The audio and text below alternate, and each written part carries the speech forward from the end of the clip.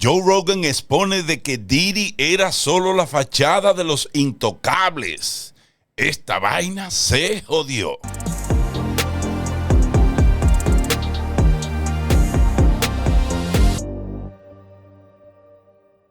Joe Rogan recientemente tocó un tema profundamente inquietante mientras discutía la situación legal de Diddy.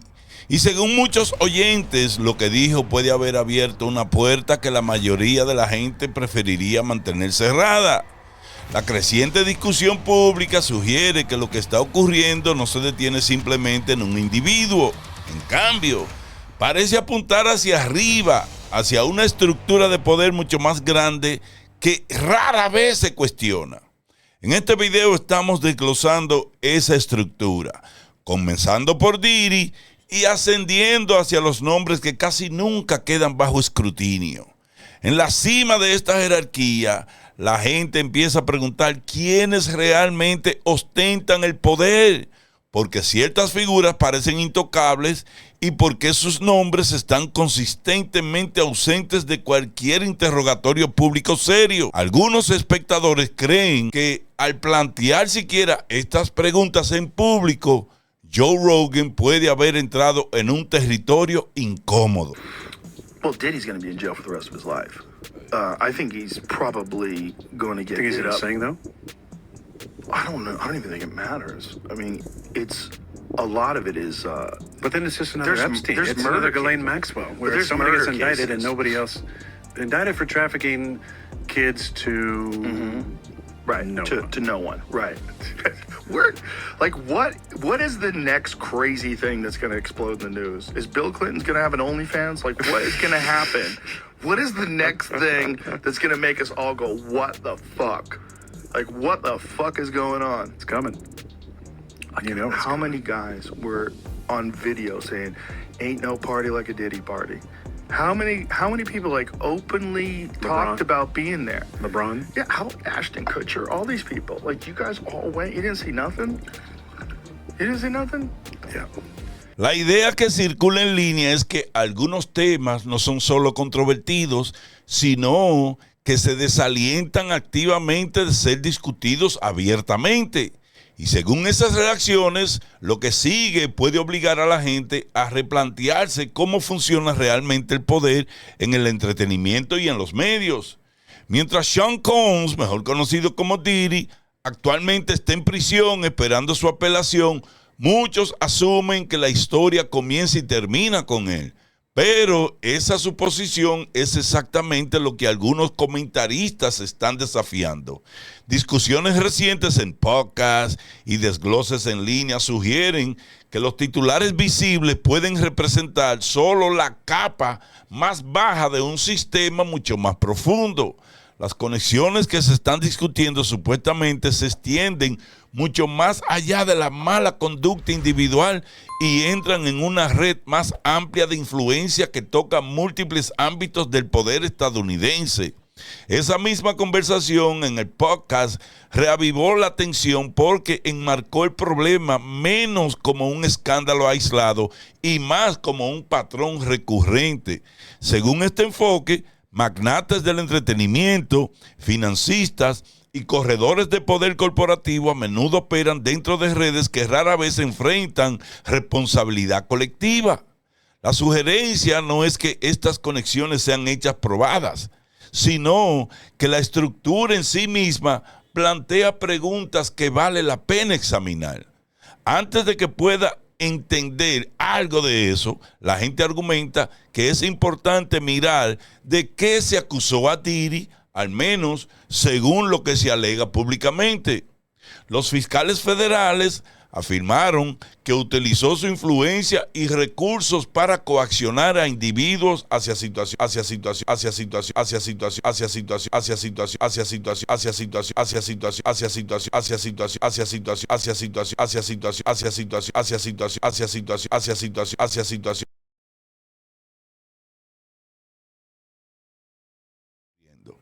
La información pública indica que más de 100 personas se han presentado con acusaciones conectadas a las supuestas actividades de Diddy, incluyendo reclamos que involucran a menores.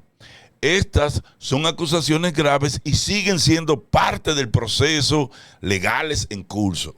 La tensión se intensificó aún más después de que 50 Cent estrenara su documental en Netflix, The Reckoning, que reavivó la discusión en torno al caso. El documental no pretendió resolver el asunto, pero añadió impulso a una conversación que muchos creen que se estaba evitando. Sin embargo, lo que muchos espectadores destacan es la creencia creciente de que Diddy puede no haber actuado solo. Aquí es donde el comentario de Rogan resonó con más fuerza. Durante un episodio, comenzó a trazar paralelismo entre la situación de Diddy y el caso de Jeffrey Epstein. Las similitudes, al menos estructurales, fueron difíciles de ignorar para algunos oyentes. En ambas situaciones ocurrieron acusaciones públicas, pero la responsabilidad más amplia pareció limitada. Rogan señaló un patrón que sigue inquietando a la gente. Individuos son acusados de tráfico, pero los registros oficiales rara vez aclaran quiénes fueron los beneficiarios. El caso de Epstein planteó esa pregunta. También lo hizo la condena de Ghislaine Maxwell. En ambas situaciones, los resultados públicos dejaron a muchos sintiendo que faltaban piezas clave. Para los críticos, este patrón sugiere que quienes están en la cima de la pirámide a menudo permanecen protegidos, mientras que los que están abajo absorben las consecuencias.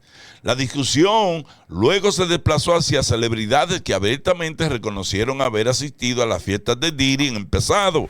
Nombres como LeBron James y Ashton Kutcher fueron mencionados, no como acusaciones, sino como ejemplos de cómo esos entornos alguna vez parecieron normalizados. La pregunta de Rogan, tal como muchos oyentes la interpretaron, fue simple pero incómoda. ¿Cómo pudieron tantas personas estar presentes y afirmar no haber visto nada? Las reacciones en línea argumentan que el silencio prolongado tiende a generar más preguntas que respuestas. Desde ahí la conversación se movió hacia arriba, hacia el poder corporativo. Algunos comentaristas describieron a Diddy como una figura poderosa dentro de su propio círculo, pero no necesariamente la autoridad más alta. En este marco, Universal Music Group se vuelve central. Su director ejecutivo, Lucian Grainge, es frecuentemente citado en discusiones públicas como una de las figuras más influyentes en la industria musical global. Los analistas en línea a menudo hacen referencia a una demanda que involucra a un artista conocido como Little Rat Jones, que todos lo sabemos en este canal, donde supuestamente apareció el nombre de Grainge. La afirmación que circula no es que se haya establecido culpabilidad, sino que la demanda plantea preguntas sobre cómo las grandes discográficas supuestamente proporcionan infraestructura y protección a figuras poderosas. Según esta perspectiva, estas corporaciones no son solo negocios, sino guardianes que moldean lo que se convierte en conocimiento público. Documentos discutidos en línea alegaron que Grainge estaba al tanto y presente en ciertas reuniones organizadas por Diddy. Estas afirmaciones siguen siendo alegaciones, pero han alimentado un intenso debate. Algunos documentos legales supuestamente sugieren que comportamientos cuestionables ocurrieron en estos eventos, incluyendo la presencia de individuos menores de edad. De nuevo, estas son afirmaciones expuestas en documentos legales, no conclusiones probadas. Comentaristas como Candace Owens han cuestionado por qué los medios convencionales han evitado en gran medida estos ángulos. Su argumento es que individuos en este nivel ejercen una enorme influencia sobre las narrativas mediáticas. La demanda también hace referencia a otros ejecutivos de Universal Music Group, alegando conocimiento sin intervención. La teoría más amplia sugiere que cuando están involucrados miles de millones de dólares, la responsabilidad se vuelve selectiva. Esto también es por qué muchas personas preguntan por qué la historia nunca explotó completamente en outlets como CNN o Fox News. La creencia que circula es que las figuras poderosas no solo influyen en la industria, sino que influyen en las narrativas. Cuando se trata del círculo íntimo de Diddy, un nombre resurge repetidamente: Jay-Z. Durante años, Diddy y Jay-Z han sido retratados como más que colaboradores. Diddy una vez dijo que solo 2 personas en la tierra tienen permitido llamarlo por su nombre real, Sean, su madre y Jay-Z. Ese detalle por sí solo ha alimentado especulaciones sobre cuán cercana fue realmente sus relaciones detrás de escena. Who is Sean approved from the world of entertainment? There's only one person. Oh, go on. And I call him Sean. That's Jay-Z. We call each other Sean. Okay. Yeah. Nobody else could call me Sean. He's the only person who's Sean approved. There's not a single person that outside of family. That should be outside of my mother. Okay. They should be calling me. Yeah, they should be calling me Sean. Aquí es donde entra Jaguar Wright en la discusión, conocida por hablar abiertamente sobre la política de la industria. Apareció en una entrevista de alto perfil con Piers Morgan y hizo una serie de afirmaciones que involucran tanto a Jay-Z como a Diddy. Lo que atrajo aún más atención fue lo que sucedió después. Los espectadores notaron que la entrevista completa se volvió difícil de encontrar poco después de emitirse, lo que generó preguntas sobre por qué parecía haber sido enterrada. Todos sabemos que el abogado de Jay-Z le iba a poner una demanda a Piers Morgan y tuvieron que eliminar esa parte de la entrevista. Y durante esa entrevista, Wright preguntó por qué Jay-Z podía sentarse con Gayle King en televisión nacional y nunca ser preguntado directamente sobre rumores de larga data en la industria. Describió a ambos hombres como figuras cuya influencia, en su opinión, han moldeado y presionado a la industria durante décadas. Eso llevó a otra pregunta que circula públicamente. ¿Por qué el abogado personal de Jay-Z supuestamente se involucraría en asuntos relacionados con la situación legal de Diddy? Jay-Z nunca ha abordado públicamente estas discusiones. En el clima mediático actual, muchos interpretan el silencio como neutralidad, sino como estrategia. Joe Rogan ha comentado a menudo que los individuos poderosos rara vez manejan la controversia directamente. En cambio, dependen de equipos legales de élite y arregladores cuyo trabajo es gestionar la exposición. Nombres como Allen Grubman se mencionan con frecuencia. Representa a muchos de los nombres más grandes del entretenimiento y a menudo se describe como tejido conectivo dentro de la industria. Figuras como él entienden dónde comienzan las historias y dónde terminan. Redactan acuerdos de confidencialidad y ayudan a mantener asuntos sensibles fuera de la vista pública durante décadas. Según esta perspectiva, la información se convierte en la moneda más valiosa. Quienes la controlan deciden qué historias avanzan y cuáles desaparecen. Esta idea surge con frecuencia cuando Rogan habla con ex profesionales de inteligencia, trazando comparaciones entre las supuestas reuniones privadas de Diddy y la operación en la isla de Epstein. La teoría discutida no es que Diddy creara independientemente un sistema elaborado. En cambio, algunos creen que funcionó como facilitador, alguien posicionado para hospedar, organizar y gestionar entornos para personas que necesitaban discreción. Eso lleva a una pregunta inquietante. Si se estaban haciendo grabaciones como se alega, ¿para quién eran? La especulación en línea sugiere la existencia de participantes no vistos, a menudo referidos como John Doe, políticos, ejecutivos y élites globales que supuestamente disfrutaban de estos espacios mientras permanecían invisibles en los registros públicos. Circulan afirmaciones de que podía haber miles de horas de metraje conectado no solo a los eventos de Diddy, sino potencialmente superpuesto con material vinculado a Epstein.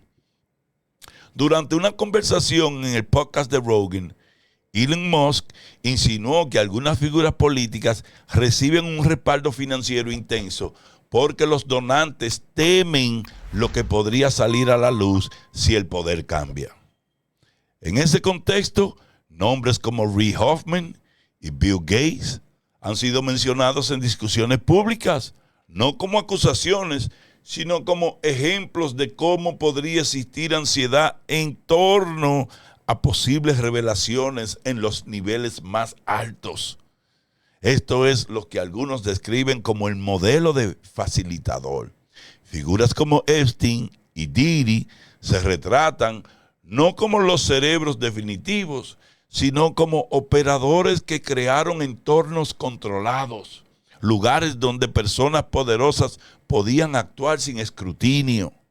Según esta teoría, estos entornos funcionaban como honeypots, diseñados para la observación y el apalancamiento a largo plazo. If you're Bill Clinton back in the 80s or the 90s, whatever it was, you can't go party. You know, everybody knows who you are. You got to be protected, right? But you want these experiences. And so you have these guys, like a Jeffrey Epstein type guy, who works with the elite of the elite clientele. It's all movie stars, big-time politicians, world leaders, scientists, Nobel Prize winners, and they all meet together and have fascinating conversations and cocktails, and there's beautiful girls everywhere. Of course. What a great idea. Right. And if you're naive and you don't understand honeypots. Here's the quote from Maria Farmer, who was one of the accusers from what was inside the house in New York. Okay, she said there were monitors inside this cabinet. I looked on the cameras and I saw toilet, bed, toilet. She said, visibly spooked. Like, I'm never going to use the restroom here and I'm never going to sleep here. You know what I mean? It was very obvious that they were like monitoring private moments. Yeah. Of course. Yeah. Maria Farmer was the one who worked at Epstein's office in New York, I think.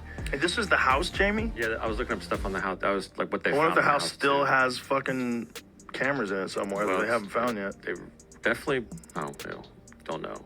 Yeah, you'd have to scan the shit out of that house. You'd have to take the walls apart. There's probably listening devices inside the walls. Like, who knows? If this was like really an intelligence operation, yeah, they probably had that house fully wired. Tras las redadas federales en las propiedades de Diddy, circularon informes de que los investigadores incautaron una enorme cantidad de material grabado. Comentaristas como Jaguar Wright y Gene Dio han sugerido que estas cintas no serían meramente chantaje, sino un seguro, una forma de mantener el control sin emitir amenazas directas. Las preguntas se intensificaron después de que Megyn Kelly señalara que Diddy no ha sido acusado en relación con el video ampliamente difundido en el juicio que mostró su agresión a Cassie Ventura. Solamente lo mostraron como si fuera una evidencia para tratar de probar su caso de asociación de malhechores. Para muchos espectadores, ese video parecía innegable.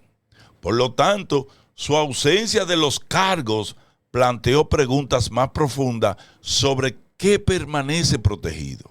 ¿Quién controla ahora las grabaciones? ¿Qué hay exactamente en ellas? ¿Y qué pasaría si figuras poderosas fueran expuestas de repente haciendo cosas que nunca esperaban que se hicieran públicas? Esta idea resurgió nuevamente después de que los espectadores notaran imágenes estratégicas en el documental de 50 Cent que vimos el mes pasado en diciembre. Durante las secciones que discutían las fiestas de Diddy, aparecieron imágenes, por ejemplo, del obispo T.D. Jakes de Dallas, Texas. Muchos espectadores no creyeron que esto fuera accidental. Cuando el obispo Jakes fue cuestionado públicamente más tarde, su respuesta alimentó aún más el debate. En lugar de ofrecer una negación clara, desestimó la pregunta y habló sobre arrepentimiento y perdón. Para muchos, eso sonó evasivo en lugar de tranquilizador. Jaguar Wright respondió sugiriendo que si una figura como el obispo T.D. Jakes estuvo presente en esos círculos, probablemente sería por acceso o por dinero. Describió estas reuniones como zonas de apalancamiento. Gene Dio hizo eco de preocupaciones similares e insinuó que las grabaciones podrían eventualmente salir a la luz, pasando la discusión de la especulación a la prueba. Algunos investigadores ahora mapean todo esto como una pirámide. En el nivel inferior se encuentran celebridades de cara al público como Jay-Z y Beyoncé, poderosas, pero aún operando dentro de restricciones. Por encima de ello están los guardianes, ejecutivos y corredores de poder mediático que controlan el acceso a la fama y a las oportunidades. En la cima misma, según esta teoría, hay una capa invisible que conecta el entretenimiento, la política, la tecnología y la religión. Esta idea no es nueva. Dave Chappelle habló de ello hace años. Describió la industria del entretenimiento como un sistema construido sobre el control. Cuando le preguntaron por qué no simplemente trasladó su programa a otro lugar, dijo que sería como dejar una plantación por otra. Diferentes dueños, mismas cadenas. Si alguien tan exitoso como Dave Chappelle se sintió acorralado por el sistema, ¿qué dice eso sobre todos los demás que intentan sobrevivir dentro de él? Tras examinar todo esto, desde el supuesto apalancamiento grabado hasta el control corporativo de las puertas de acceso, desde el silencio del círculo íntimo hasta los paralelismos repetidos con Epstein, la pregunta permanece abierta. ¿Son estos eventos no relacionados que colisionan por coincidencia? ¿O la gente finalmente está viendo grietas en algo mucho más grande de lo que se daba cuenta? Esa conversación se está desarrollando en estos momentos. Comparte lo que piensas en los comentarios, mantente curioso, sigue cuestionando y nos vemos en un próximo video. One love.